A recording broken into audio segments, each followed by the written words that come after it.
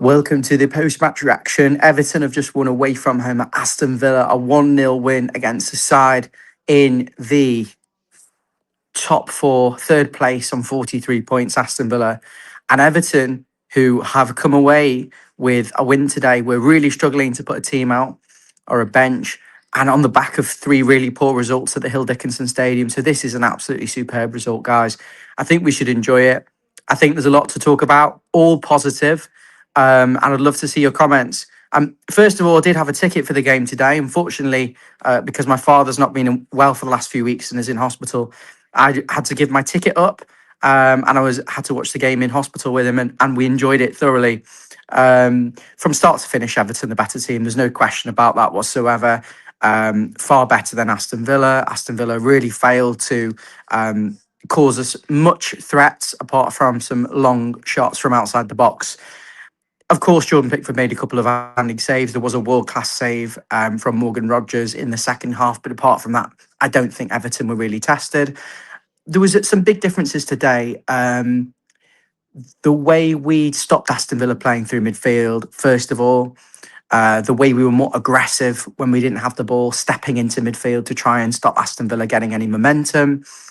The willingness when we lost the ball to get back into defensive positions, to get back in shape, to stop Aston Villa playing between the lines and getting in behind us. So we always made sure we had more than enough players back to deal with any situations.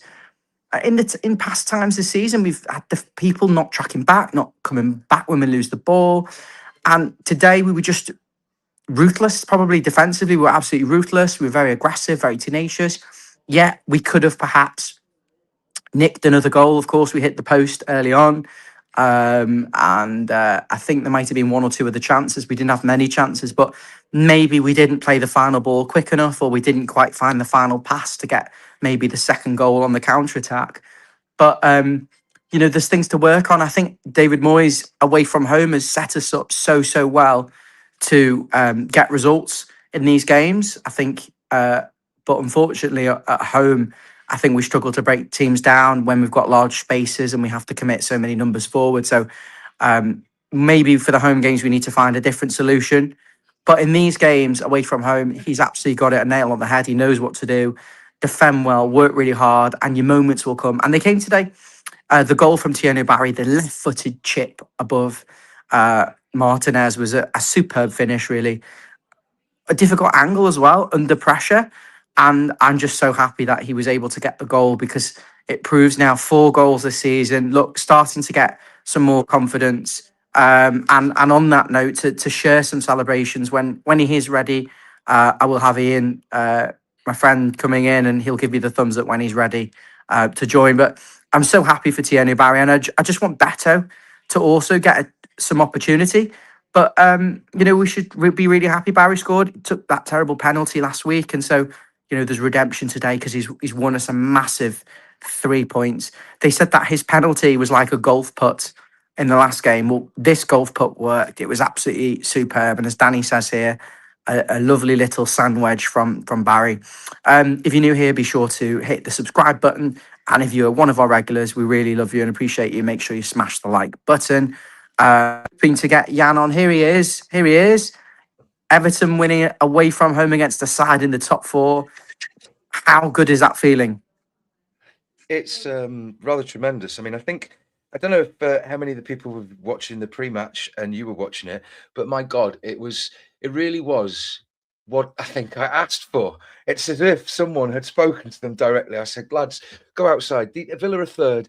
They're pretty much resplendent. They're working as a unit, like Moyes got Everton to work previously, where they were greater than the sum of their parts. And today we stopped them playing football. We frustrated them to the point that they were committing fouls off the ball. And when we can talk about the inconsistencies of whether they were and weren't getting away with it, I'm not going to split hairs here, but equally, I'm not going to ignore things. But you might be waiting for other people, get these comments in. But my God, it was just so incredible to see football being made to happen. Merlin Roll was incredible. Harrison Armstrong's contributions so consistently, his presence was resplendent. It was immense to see his pressure that literally was the constant cause of pressure and unease that didn't allow Villa to settle. And then that led to the interception, the McNeil ball, the shot, the parry. They're just flustered.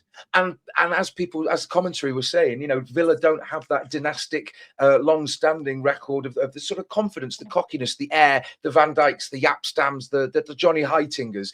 I'm saying the attitude that can or can't be backed up at times, where they just have the swagger to go, okay, we're under the cosh. And clearly they weren't going to get the 2 goals that some other teams clearly would have got. And it was incredible. Good. Something about Aston Villa that changed for me, Ian, was that they used to have those 2 wingers. Do you remember Leon Bailey and the other guy, DRB? They were really difficult, weren't they, to deal with on the wings? And they don't have that wing threat now. Nathan Patterson dealt so well at right back, and that's a real pleasure to see, isn't it? Those people who've been much criticised, just looking solid, being part of a unit that being part of a unit that keeps a clean sheet away from a very good team. Now, I don't understand how Aston Villa are so high in the league because, they've got 2 very good players in there. But we got at them. We made it difficult. On 1-11, we were superb. As you said, you mentioned Harrison Armstrong. Dwight McNeil had a very good performance. James Garner was very, very solid, although could have got him sent off, but very solid. Jack Grealish was very composed. Since we're talking about this, just while we're trying to Peter Duggan here is brought up, and I know there's a bit of swearing, I'm not going to mention that, but just the inconsistency in the booking of yellows. The number of times Grealish was booked off the ball, that they didn't get booked for certain things like arguing back or just repeated things of, and you just go, okay, in a fair match, maybe we could have ended up with some more yellows. But I mean, have you touched on, for instance, the sense of, okay, was it Ollie Watkins or another player could have got bundled over and there was pressure and it was James Garner could have had the second yellow, and was it in the box and all that? But then the reality is, why was Harrison Armstrong's contribution and impact in that movement contributing to the header, Jake O'Neill's header into the goal, the disallowed goal? How does that constitute interfering in play? All right, let's just take a second, right? Because the interpretation of the law, understandably, is impeding a player coming from an offside position or an offside player, impeding the play of a fairly in play player from playing the ball or having an impact in play, or potentially impeding the sightlines of the keeper. Now, he wasn't impeding the sightlines. He didn't get the ball, and he was coming from a different player, of a Villa player who didn't get the ball. There was no contact between them. So how does that constitute any sort of influence? I think understand. It's a very reasonable argument. I mean, he's mildly offside, and then the cross goes in, and he does. I'm trying to be balanced here, because you've given one very strong opinion. His heady, he does make an action towards it. He is fairly close to the ball, doesn't quite head it. But the crux of it for me is that it doesn't matter what Harrison Armstrong does. The ball isn't going into that area. It's going behind him. He doesn't stop the Aston Villa player heading it away. He's actually tangling with O'Brien. And he doesn't stop the keeper either. They're finding any reason to ignore the fact that the Villa player was not going to get the ball, and he wasn't marking Jake O'Brien closely enough. So he's not interfering with it. Interfering with it. That's the bottom line. He's not interfering with it. That's what I'm saying. So this is what I'm saying. When PGMOL, for instance, that awarding of the penalty at Goodison, when you just say, well, I've awarded it. Okay, we know by res ipsa loquitur, the thing speaks for itself. Quod et demonstrandum. The very act that we're going through this, it's just there's no transparency or explanation. And when they quote the rule or the law or the regulation specifically, okay, excellent. But where's the explanation as to why? Because then there's accountability in the decision-making process. Otherwise, you're just hiding behind policy and procedure and law without fair and consistent interpretation of it, or culpability, reliability, consistency, or accountability. And it being a self-regulating body, it just self-perpetuates the same issues. And you're making a category error by saying, okay, let's introduce the technology to make it more fair or equitable or consistent and reliable.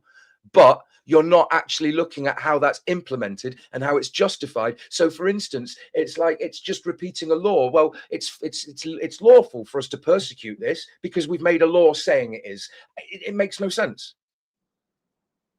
Well, I've got a solution to it. Have fans or other things or other ex-professionals as a panel, or you know what? Get rid of PGMOL and literally dismantle it and have another organisation. How do you stop bias, though, if you're saying you want to get all these different sort of ex-players involved? Literally, it was just an idea. There's hundreds of other things. Let's not spitball. This is about a fantastic Everton win Okay. over a Villa Yeah. side. And you said, because you said Villa, you said you don't understand how Villa are so high. Well, let's be realistic. Luca Digne was a French international. They vied for that. Either he's dropped down or they've got another decent left back or something. Now they've got Ollie Watkins, who, let's be fair, if he could walk into the Everton team, no disrespect to Barry, like, we would have been in this situation to sign him, absolutely. And some people said, oh yeah, no, whatever. But look at where Villa are. You know, they've got some decent players. Yuri Tielemans, okay, so he's not necessarily the best player, and he could have got even more out of him being in a different team than Leicester when they won the league or something. But come on. Thanks, Brian. Yeah, okay. Well, we won't dwell on the O'Brien one, but I do agree with you. I don't think he directly interferes with play. I don't think he stops the goal being scored. I don't think he stops the Villa player stopping the goal, and I don't think he stops the keeper. And the goal should have stood. But if you do think about it, he does jump towards it, and they're saying that is a deliberate action to play the ball. I mean, it's just a farce, isn't it, really? I mean, so basically, you're saying it's a player's responsibility to always know exactly when he's, yes, of course, you're meant to play football, but you're telling me that he is meant to, what you're saying is the conduct of the players is meant to be of a standard that essentially officials are not required, because a player cannot always know when they're on or offside if they're focused on playing football. Now, there have been instances where Anthony Taylor hasn't booked players for just purely looking at Everton players jumping and pushing them off, and I've sat there and watched it, and it's just appalling. What would annoy me more is to think there is a wider issue. Okay, we didn't get that decision today, but we seem to get constant decisions against us. Teams getting the handball penalties against us. Then we get the same incident and don't get the handball. Getting these ridiculous red cards. Getting yellow cards for pretending to be a seagull or a wolf. These are the sort of ridiculous things. I know this is a wider issue. I don't think we should turn it into that stream, but there's something going on. It's rather agree? remarkable. Yeah. It's rather remarkable when you can have a boys will be boys response for that kind of behavior when a team's 3-0 up and they're showboating or they have committed a foul or something, and you hold them to a higher standard, or the 3-0 down and it's a big or something. You know, that there are different standards of that they hold accountable, and whether it's Everton, whether it's relegated teams, whether there's favourites and or bias, I have no idea. But to be honest, maybe there should be jobs and panels for people who are trained in the football rules and watch certain football, you know, who are just, you know, people like my mum, an elderly person in their 70s who's given the video stuff and told the rules, someone explaining to it, you know what I mean, and can go, well, no, that's bloody horrible. I just, for crying out loud, because the referees, you've got them being held up for misconduct, corruption, statements, things against, if this is just some of them, and it indecent images of kids. Right. Yeah. But let's not go into this. I'm just saying that if it's tipping the point of bringing into question the repute of not just individuals, but the structure, the integrity, and it seems compromised. I'm just saying, I'm not saying slander or libel. I'm literally pointing out facts. I'm saying, look, if there's repeated things here and it's raising the questions, maybe it's not fit for purpose. I'm going to be honest here and actually say I think it was the VAR, and I think the ref had apart from the incident, I thought he was okay. I've seen a lot worse. Yeah, but what we're saying is this whole structure, because if you have Stockley Park and it's subjective and it's a different group, different days, and it's allocate all this, you don't know, and especially if there's biases for the very fact that referees and officials have to declare biases, and the fact that, you know, that means that it suggests that not all of them will be honest, because you don't get 100% honesty with people, right? So suggests that the selective selection of these cabals or groups of referees for different fixtures, it becomes very nepotistic. And insular and almost like consortium or price fixing, you know, it's cartelization of football officiating. It's anyway. I am going to move us on now. I don't want to talk about refs it happens anymore. In a small room, because it happens in a small room, so isolated with no oversight, and demonstrably there is no explanation for why the decisions are made. That's what I'm saying. You end up with situations now where there's a lack of transparency raises questions over why there is no transparency. I do like By the way, I like your top. We've got to move on, Jan, because we've only got 30 minutes in total. We've already been on for 20 of them. So I'm just going to go to Stephen's comment here. He said a superb team of performance. Big shout outs to Garner, Armstrong, Jake O'Brien. Should we talk about Armstrong? He's 19. You think he's just literally turned 19? You know, he's playing really well for his age and so little experience. This is something really positive. Have you got anything particularly that you saw in his performance that really excites you?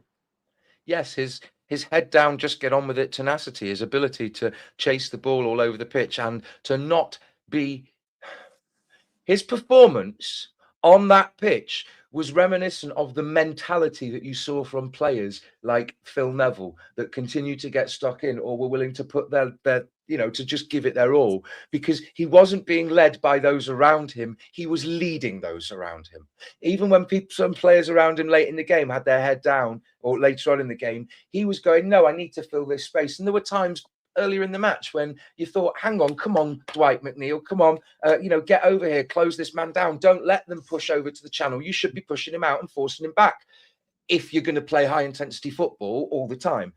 And that's what he was doing and picking up slack for others. And my God, on the way back up the M6 right now, that entire team should be praising that young lad, because honest to God, if you rewatch that match, his effort and whether indirect or direct, I think was instrumental in our. Yeah. In us becoming. Sometimes I couldn't tell who James Garner was and who Harrison Armstrong was. I'll be honest. I mean, I was watching on an iPad in my dad's room in the hospital, but I just thought he looked mature. James Garner, on the other hand, as well, he just spots he just understands the danger, doesn't he? This is something you can't necessarily coach. Knowing when to press, knowing when to sort something out. He's magnificent, and the Yeah. contract's got to be sorted immediately, really, for this Do you know guy. what? Can I just bring up a very silly comment? Do you know what this is I don't know, right. What do Pickford, Tarkovsky, possibly O'Brien, Patterson, Garner, what do they all have in common? When they wipe the bottom after the toilet, they've always got a No, clean sheet. no. They've Oh, okay. all got Downton Abbey haircuts. Even Jack Grealish to an extent. Come on. You mean the old slick look? It's just, you know what? It's lovely in that beautiful cream. It is beautiful. To anyone out there, tell me I'm wrong, and probably there are more players, right? Right? You know I'm right. Talk to me about McNeil. More Let's intensity from him. Same with Roll today, both of them. Oh, Martin, sorry, thank you for bringing up Martin Roll. Martin Roll was fantastic as well. And Martin Yole. Martin Yole. Yes, Martin sir. Roll. Roll. I keep doing this. Oh my Martin God, Yole it's is a great. Dutch manager. Yes, I know. I said Martin Roll. You Yeah, I know. cannot compare the likes of Fulham with Everton. Arctic roll, sausage roll, Merlin the Wizard, right? Oh, for God's sake. Thanks, Gav. Yeah, roll was The very, missus loves very Downton good. Abbey Cash. Sorry, go on. I mean, it was really good to see McNeil have the support of players around him, because my God, I was terrified we were going to do that and there were going to be 10 outfield players that were isolated, and they were going to get their heads down and be miserable, not get the refereeing decisions, have a goal disallowed, concede one, and it was going to be 1-0, 2-0, 3-0. Like, no disrespect, I'm not, but I'm just saying there's a whole cumulative thing of factors there. The fact that we had a disallowed goal and it was all due. Hang on, Versailles. But I know the script was there. I know that potential script was always going to happen. But just talk to me about McNeil. There was so much intensity. He was hard working. He's like old McNeil. Yes, but well, don't say that. It was like old McNeil, but old McNeil. And Merlin Roll looking a lot more mobile. And sure. Yes, that's the word I was looking for as well. So that was positive. On the other hand, Jack Grealish as well, always a thorn in the Villa team. He just looked like he was always going to make something happen. I've just got to say as well, can we point out to James, to James. Peter? No, Peter, like, this is messy for me. Mine's often like that as well, isn't it? So I'm not, I'm in with the Downton boys. 200% Um, better today. The press. It was the defending against Aston Villa's box midfield was so good. We tucked in our wingers narrow, and we just made it really difficult for them to play through us and out and around us. It was just such a solid performance from us, and we just got to take it into Leeds. And coming back, we've got Njai, we've got Brownthwaite, we've got Kiernan Dewsbury Hall, we've got Garner Gay. It's an embarrassment of riches when they're available, isn't it? I mean, yeah.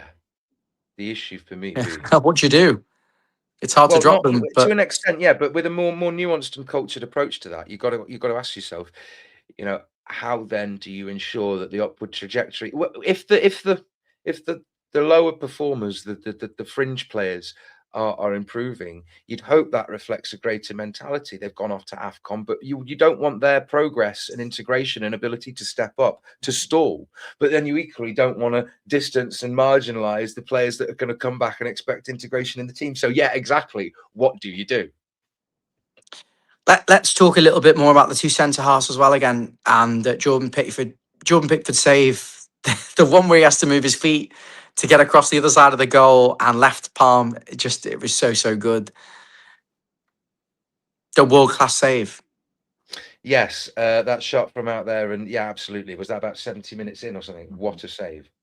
Um, yeah, I mean, I'm going to be hypercritical. The only thing that could have made it any better was if it was at the corner, but it It was was in the corner. It was in saved. the corner. No, no, It no, was no, no. I saw it. It was about a yard away from the corner. Absolutely. The only thing would have been if it was dead bang in the corner, is what I'm saying. But it was reminiscent to me of those saves that Southall used to make when he was leaping through the air, and as if for a moment he would somehow defy gravity and contort, and his arm would extend, and that hand would just push the ball.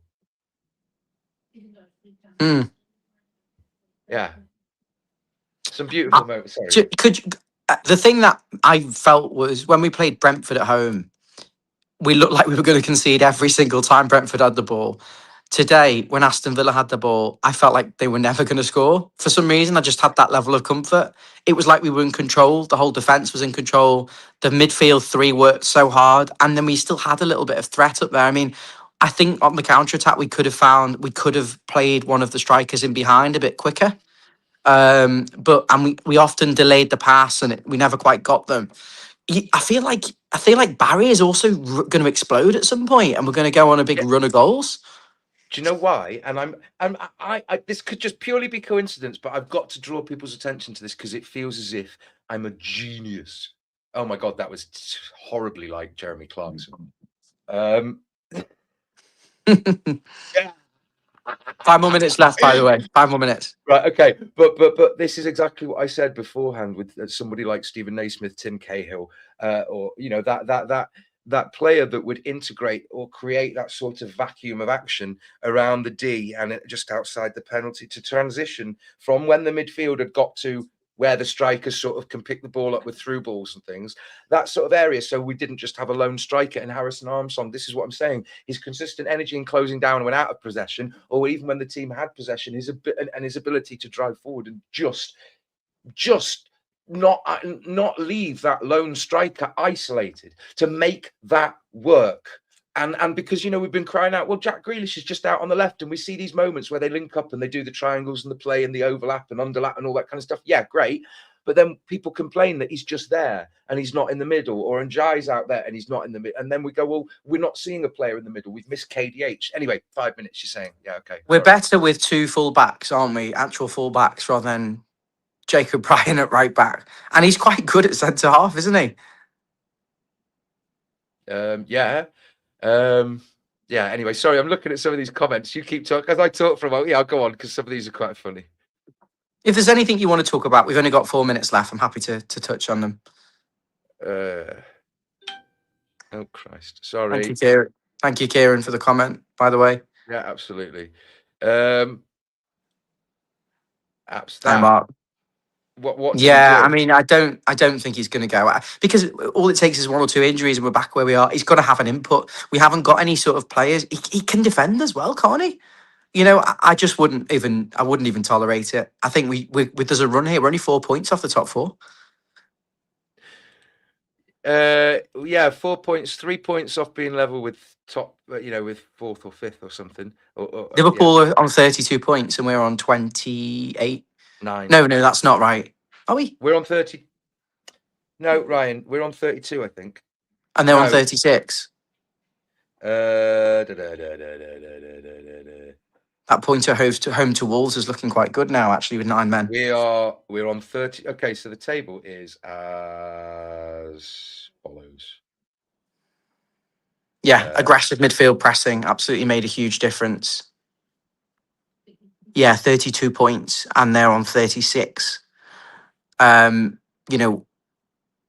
Really impressed. Daniel Barton said we had no chance of winning. He's made up. Tuesday Delaney, welcome to the channel. Not seen your face before. Give us a subscribe if you haven't already. He said, I watched the match on TV. We played how Everton should play. Completely agree with you. We've got Leeds at home next, yes. And this is a big thing for me, isn't it? Come on, you Blues. Come on, you Blues. 5096. Everton was so aggressive in midfield. Whenever it went into that box midfield, Everton just harried them, didn't they? And waited for Villa to lose it and then just punish them. And I felt like we could have just done it. We could have, on another day, we'd have won 2 or 3-0.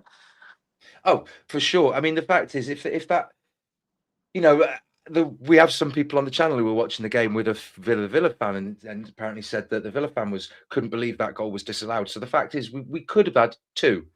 And in that situation, you think, well, that might give you the confidence to take those chances. And okay, James Garner took that shot from a while. Yes, it could have been one of those games where it was a real upset. We're not going to be first on Match of the Day because because 2 of the top 4 teams lost. So, Today? No, just in general, you know what I mean. Yeah, Liverpool are crap. That 4th place is there for the taking. I'd take 6th right now, though.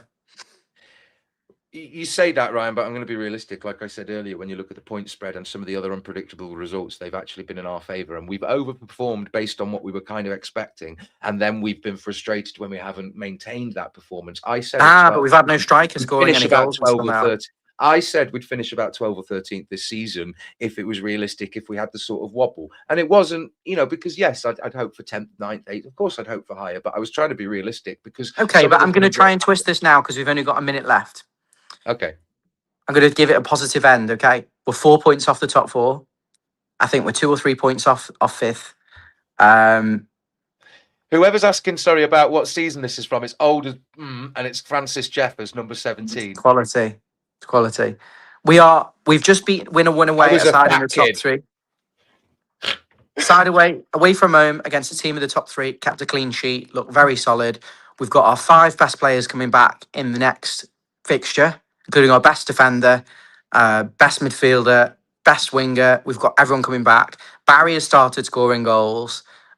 We've got no cup distractions, no Europe. We're going to finish in the top. We're going to finish in Europe, Jan, and that's how I'm going to leave it, Jan. Let's be positive. Okay, I've got to go back downstairs. Do you want anything else to say? No, I mean, I hope you're right. Fair enough. Enjoy the win. Enjoy the win. See you later, mate. Good to chat. So. Yeah.